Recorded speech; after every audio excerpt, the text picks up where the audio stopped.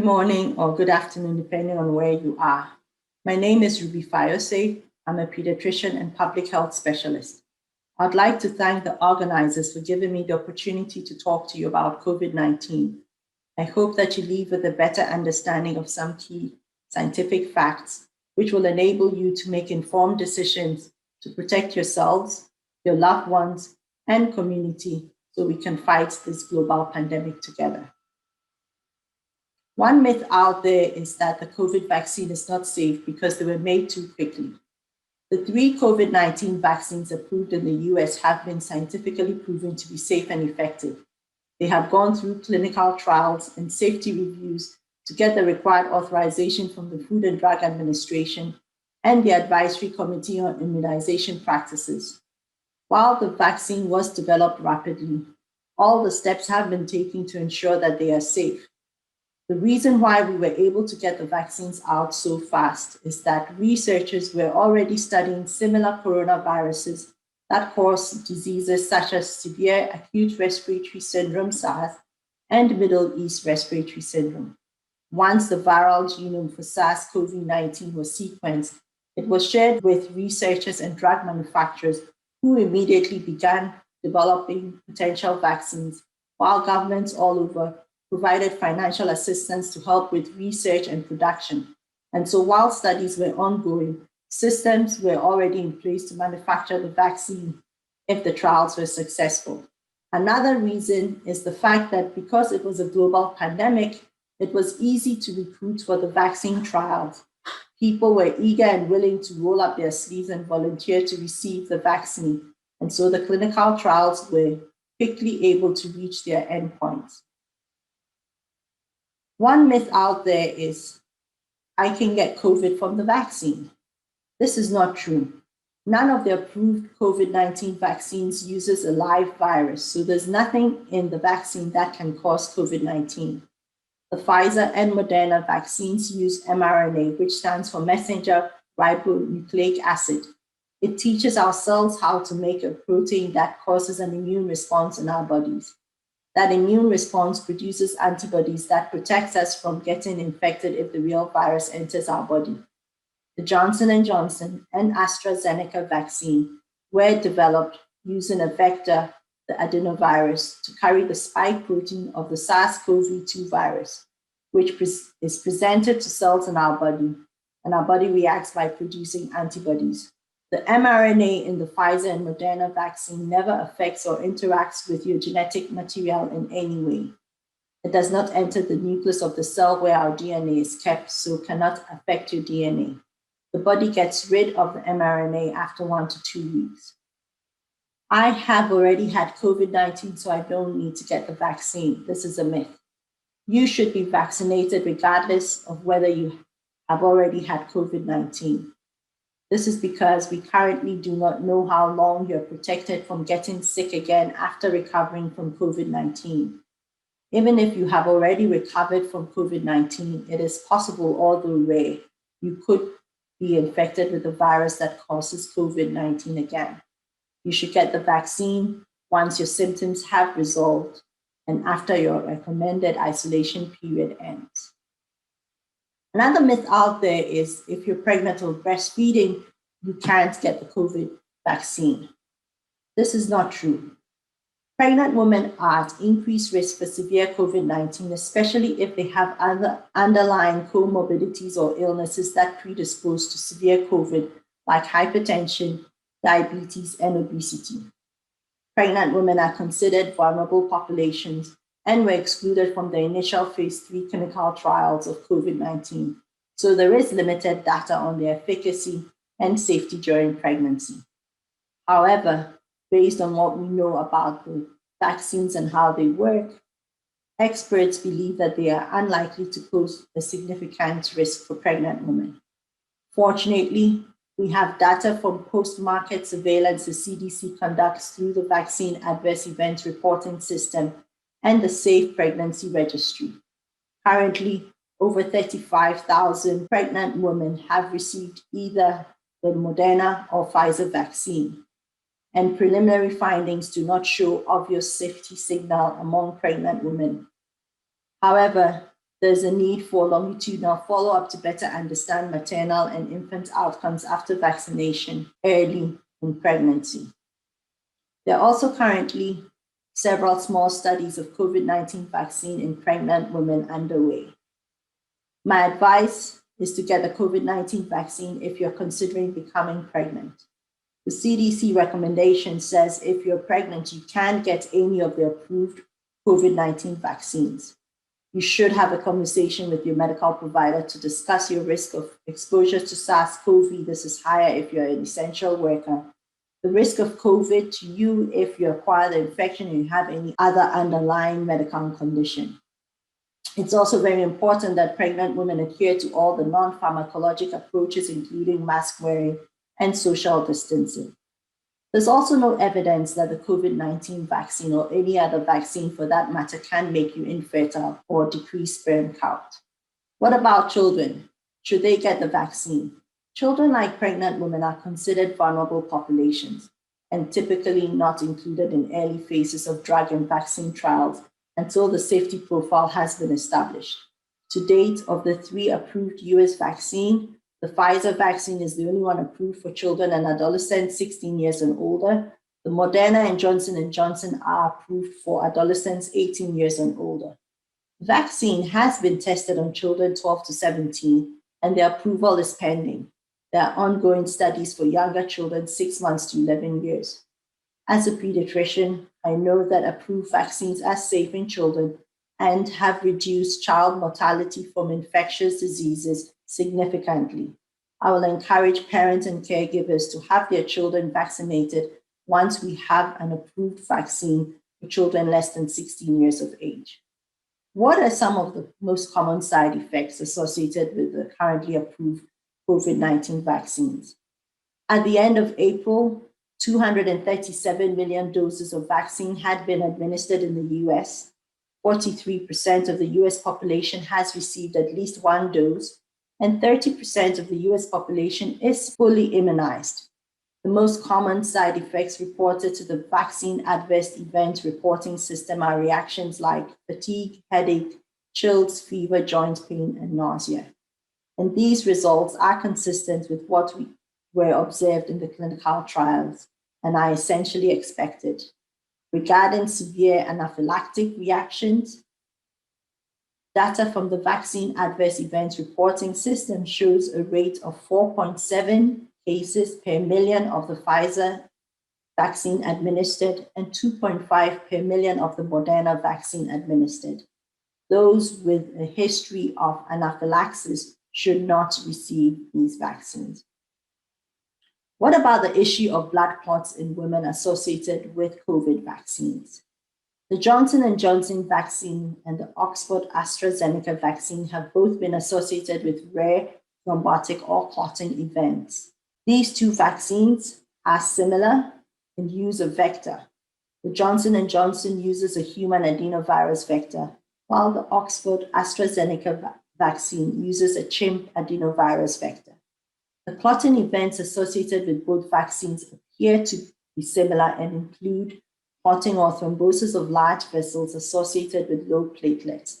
Platelets are colorless cells in our body that help you to stop bleeding when you have a cut. The pathophysiology is currently not well understood. In the US, 15 cases have been reported after 8 million doses of the Johnson & Johnson vaccine have been administered. There are no reports of these clotting events associated with the Pfizer vaccine after 97 million plus doses have been administered, and for the Moderna vaccine, only 3 cases after 85 million doses administered.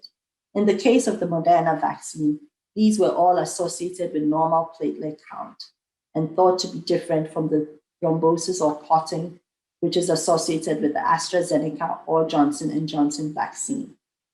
The CDC looked at data from the vaccine registry to understand what the true incidence of the syndrome they are calling thrombosis with thrombocytopenia syndrome. A total of 15 cases were identified in approximately 4 million women who received the vaccine. The median age of the women was 37 years, the range 18 to 59, and all of them had symptoms developing within 8 days of receiving the vaccine, the range 1 week to 2 weeks. 3 women died. There is currently no obvious pattern of underlying comorbidity amongst these women. The estimated rate is 7 per million women aged 18 to 49 years and 0.9 per million women older than 50 years.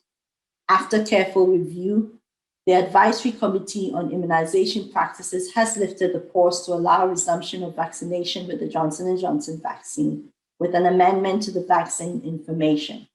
In the US, the recommendation as of the end of April is to offer the vaccine, but advise recipients of potential risk associated with the vaccine. Most experts will say if you're female and in the 18 to 49 year age group and can get another vaccine, you should take that instead of the Johnson & Johnson vaccine. Another myth out there is, I've already been immunized, so I do not need to wear a mask. There is some truth to this. You're only fully protected, however, 2 weeks after your second dose if you got a 2-dose vaccine, such as the Pfizer or Moderna vaccine, or 2 weeks after the single-dose vaccine like the Johnson & Johnson vaccine. If you have been fully immunized, you can gather or conduct activities outside without wearing a mask, except in certain crowded settings and venues. You can also gather indoors with fully vaccinated people without wearing a mask or staying 6 feet apart. You can gather indoors with unvaccinated people of any age from another household without mask or staying 6 feet apart, unless any of these people or anyone they live with has an increased risk of severe COVID illness. What about the variants that are circulating? Are they more virulent? And does the COVID vaccine work against these new strains? Viruses constantly change through mutation, and new variants of a virus are expected to occur over time. Sometimes new variants emerge and disappear. Other times, new variants emerge and persist. Multiple variants of the virus that causes COVID-19 have been documented in the United States and globally during this pandemic. There are 5 variants that are circulating in the US as of the end of April and considered variants of concern. The B.1.1.7, this variant was first identified in the US in December and was initially detected in the UK. There are also variants from South Africa and Brazil detected in the US in January, and 2 variants first identified in California in February. These variants seem to spread more easily and quickly than other variants. So far, studies suggest that antibodies generated through vaccination with currently authorized vaccines recognize these variants. Scientists are working to learn more about these variants, and until we have answers, it's important that we all comply with public health mitigation strategies. Myth out there is children cannot get severe forms of COVID. Overall, fewer children have been sick with COVID when compared to adults. And the latest data from the American Academy of Pediatrics shows that children account for nearly 1 in 5 cases of COVID-19. Most children with COVID-19 have mild symptoms or have no symptoms at all. However, some children can get severely ill from COVID-19. They might require hospitalization, intensive care, or even ventilator support to help them breathe. There is a rare but serious medical condition associated with COVID-19 in children called multi-system inflammatory syndrome in children. This usually occurs after the acute illness. We do not know which children are at increased risk of developing this illness. What we do know is that similar to adults, children with underlying medical conditions such as asthma, diabetes, congenital heart disease, and sickle cell disease are at increased risk of severe disease and hospitalization. Long hauler syndrome only occurs in patients with severe COVID. The jury is out on this one. The term long haulers describes patients who have had COVID disease and still have persistent symptoms even after they have recovered from the acute infection. Currently, the thinking is that this is due to cell damage as a result of the immune response. The syndrome can affect the lungs, the heart, and the brain. People present with shortness of breath, overwhelming feeling of fatigue, inability to keep up with tasks, or what some will call a brain fog or difficulty concentrating.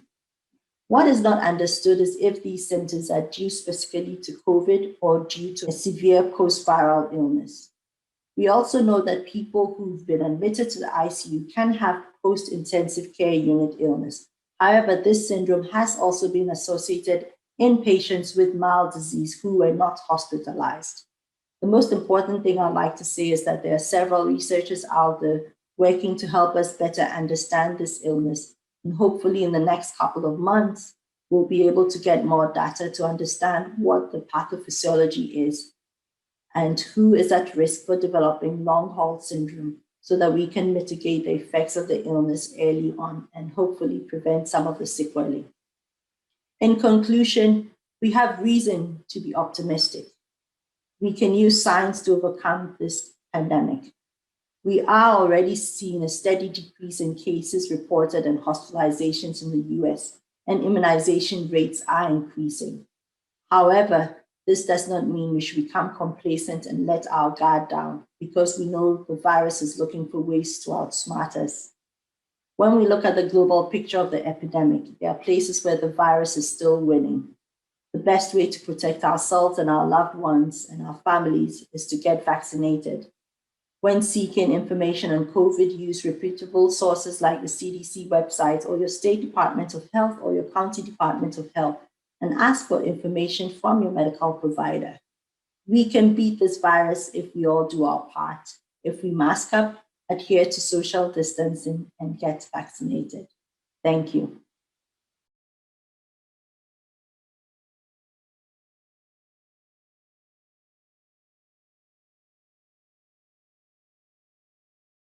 That was quite informative. I'm glad I got the chance to listen to this presentation because I will be honest, I have also been a victim of believing in some of the myths. That first question in the presentation about whether the vaccine is unsafe, that was me. But I'm happy to say that I got my second shot yesterday. And so I didn't listen to all the myths. I actually took action. I have a few questions before we move on with the program, but since Dr. Fayorsey had an emergency to attend to this morning, I would like to invite the Vice President, Mrs. Akosua Serwah-Boadu, to answer some of these questions on her behalf. You met her earlier if you joined the show. She is a family nurse practitioner, so I'm quite confident that she'll be able to fill in Dr. Ruby's shoes. So, Mrs. Serwah-Boadu, are you ready for the questions? I will try my best, but I think most questions have been answered, but you can go ahead and I'll see what I can do. If not, I'll save it for the infectious disease experts. One very important question that is close to, I guess, all of our hearts is how do you convince loved ones to go for the COVID vaccination? Because like I said, I was like, I'm not going for this vaccination. I want the second the second iteration of this vaccine. So how do you convince loved ones to go and get vaccinated? The word is loved ones. As much as you love them, they should also be able to love themselves and love everybody around them. So if you care so much for yourself and your family, and with all these millions that have been vaccinated and the outcome has been good, what are you waiting for? It's very easy. One way or the other, we're all gonna die. But if we have a way of holding on to death, it's a good thing. And so I would just ask everyone, do your best to show your love. And that's one way to show your love. Go out there and get vaccinated because this COVID is for real. We all see it on TV every day, what's happening in India. One of a colleague who worked in Rutgers as an infectious disease physician went to the family in India and he's gotten the COVID vaccine, Pfizer, 2 of them, and when then passed away from the variant over there. So this is not a joke. We are in this together. Let's go get vaccinated. It's free. where else on this earth will you get anything free? So I think we should just really, really take a caution of this and go and get vaccinated. Thank you.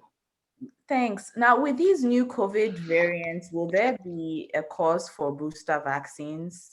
And how long of an immunity are we expecting with the current vaccination? I see that the CDC is currently working on that, and we will be informed soon as to what the next plan of action is. So we'll pray. We all have to do that in our prayers, that they get the answers soon. But just like the flu shots that we get yearly, you know, especially we in the healthcare field, we always have to have it. If not, you can't go to work, or sometimes you go to work, but you have to wear a mask all the time or something. I think it will get to a point that we probably will need the booster to help our immune system get the boost of it. So, but we'll get the information soon.